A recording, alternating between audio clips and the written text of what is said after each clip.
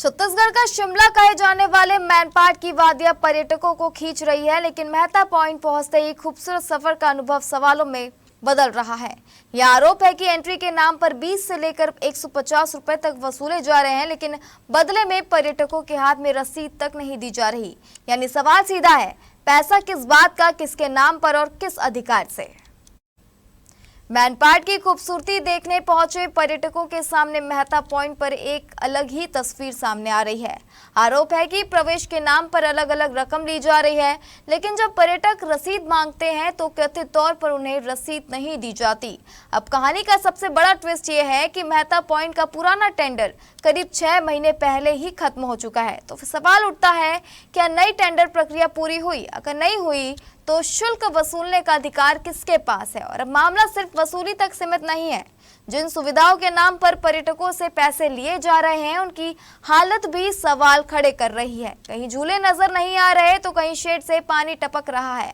मामले पर पर्यटक मंत्री राजेश अग्रवाल ने अधिकारियों को निर्देश देने की बात कही है। अब असली परीक्षा अधिकारियों की है। क्या शुल्क वसूली की जांच होगी?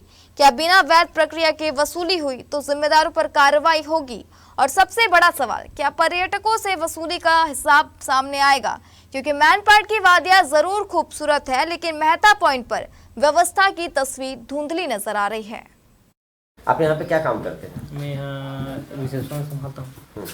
और यहाँ पे जो बाहर के लोग आते हैं और मेहता पॉइंट में एंट्री लेते हैं, उसके लिए क्या नियम निर्धारित किया गया आप लोगों द्वारा?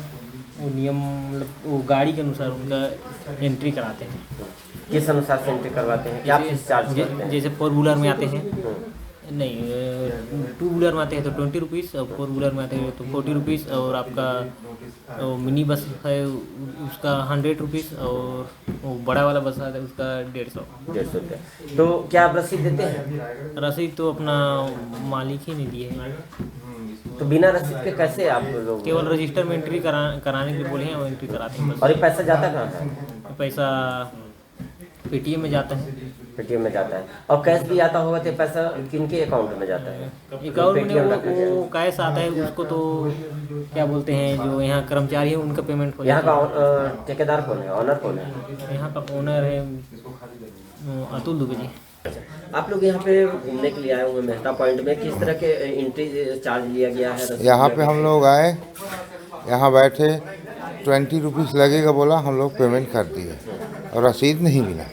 तो क्या लगता है कि रसीद देना की? यहाँ रसीद तो चाहिए आदमी को, भाई हम लोग पैसा दे रहे हैं, उसका रसीद हमको चाहिए, क्योंकि हमको यहाँ पैसा दिए हैं तो रसीद हमको ज़रूरी है। यहाँ देखने के लिए कुछ नहीं है, केवल एक हौसला है। 20 रुपये दिए, कोई 40 दिए, कोई 80 दिए, लेकिन यहाँ कुछ नहीं है, कुछ नहीं है। पर्यटन विभाग के द्वारा नहीं किया जा रहा है। स्थानीय जो समूह वगैरह रहते हैं, ये उनकी व्यवस्था है। मैं वहाँ के जो भी प्रशासनिक अधिकारी हैं उनको बोल दूँगा ऐसी कोई अव्यवस्था न फैले। जहाँ तक पर्यटन विभाग की तरफ से सवाल है कि हम इस वर्ष मैनपाट के लिए बड़ी योजना लाकर, हमारे मुख्यमंत्री विष्णुदेव साय जी का कहना है कि हम इतना ज़्यादा वहाँ विकास करें कि लोग वहाँ जाएं, रुकें। तो अभी उसके DPR वगैरह बन रहे हैं, हो सकता है बरसात बाद काम देखने को मिलेगा। इसके साथ साथ रामगढ़, देवगढ़, तातापानी और अपना ये जो शामली क्षेत्र में है, उन सब के भी DPR बन रहे हैं। आने वाले समय में सरगुजा संभाग में पर्यटन के अच्छा विकास